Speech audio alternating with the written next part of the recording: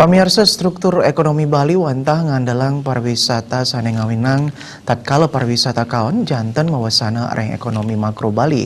Duani asepunika sektor pertanian kekantenang kantun sidang limbak.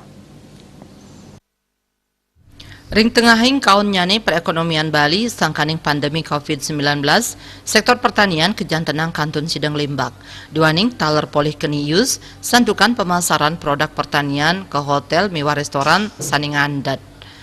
Nanging, pabuat antuk produk pertanian kantun ageng, utamanyane rauh saking rumah tangga.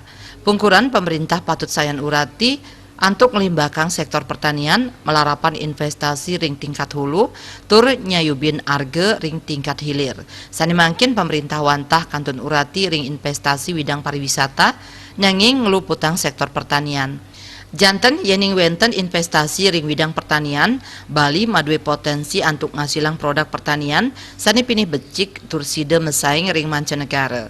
Krisis sangkaning pandemi COVID-19 mangde kedadosang pengeling-eling yening Bali patut mualing limbakang pertanian sani sampun macina madue daya tahan miwah ngejantenang ekonomi berkelanjutan sajroning nagingin pabuat ekonomi krame ngerahine. Putu Ratna, Bali TV.